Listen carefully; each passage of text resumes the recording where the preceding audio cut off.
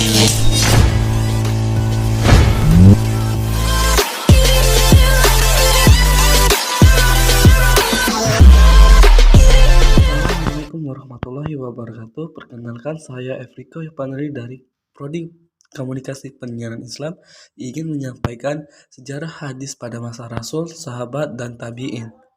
Oke, langsung saja. Yang pertama adalah hadis pada masa Rasulullah SAW.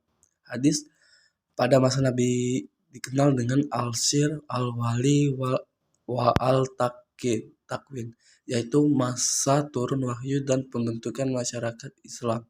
Keadaan ini sangat menuntut keseriusan dan kehati-hatian para sahabat sebagai pewaris pertama ajaran Islam. Wahyu yang diturunkan Allah Subhanahu wa taala kepada yang dijelaskannya melalui perkataan, perbuatan, dan taklidnya.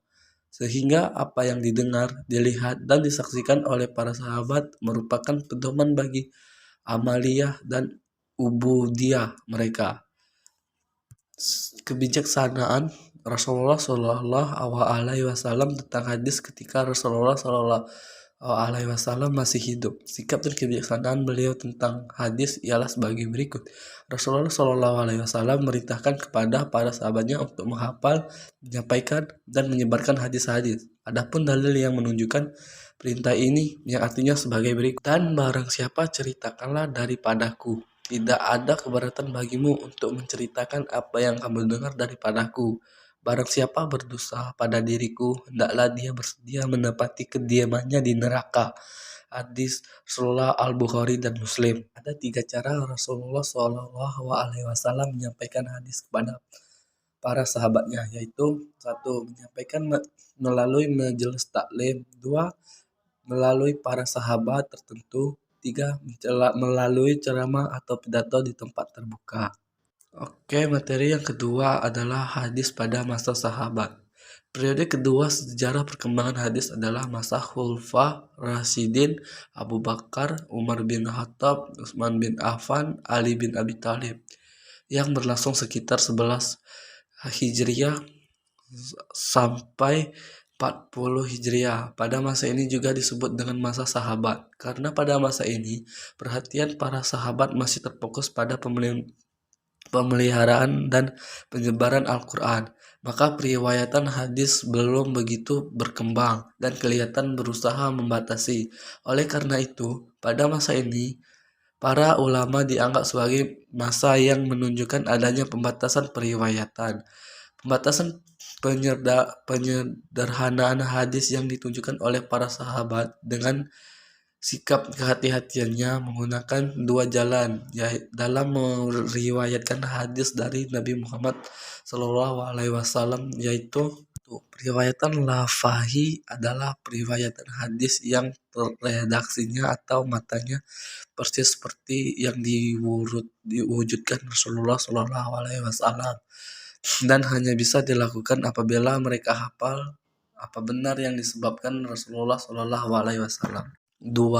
Periwayatan maknawi adalah periwayatan hadis yang matanya tidak persis sama dengan apa yang didengar dari Rasulullah SAW, akan tetapi atau isi maknanya tetap terjaga secara utuh sesuai dengan yang dimaksud oleh Rasulullah SAW tanpa adanya perubahan sedikit pun. Dengan demikian, para sahabat Nabi Muhammad SAW sangat kritis dan hati-hati dalam periwayatan hadis. Tradisi tersebut menunjukkan bahwa mereka sangat peduli tentang kebenaran dan periwayatan hadis, di antaranya 1. Para sahabat bersikap cermat dan hati-hati dalam menerima suatu riwayat. Ini dikarenakan meriwayatkan hadis Nabi Muhammad SAW merupakan hal penting sebagai wujud kewajiban taat kepadanya. 2. Para sahabat melakukan penelitian dengan cermat terhadap periwayat maupun isi riwayat itu sendiri. 3. Para sahabat sebagai dipelopori Abu Bakar mengharuskan adanya saksi dalam periwayatan hadis. 3. Para sahabat sebagaimana dipelopori Ali bin Abi Thalib meminta sumpah dari periwayatan hadis. 5. Para sahabat menerima riwayat dari satu orang yang terpercaya. Di antara para sahabat terjadi penerima 6. di antara para sahabat terjadi penerimaan dan periwayatan hadis tanpa pengecehan terlebih dahulu apakah benar dari Nabi Muhammad atau perkataan orang lain, dikarenakan mereka memiliki agama yang kuat sehingga tidak mungkin berdusta. Oke, masuk ke materi ketiga yaitu hadis pada masa tabi'in. Pada era tabi'in, keadaan sunnah tidak jauh berbeda dari era sahabat. Namun, pada masa ini Al-Quran telah dikodifikasi dan bersebarluaskan ke seluruh negeri Islam. Maka tabi'in dapat memfokuskan diri dan mempelajari sunnah dari para sahabat.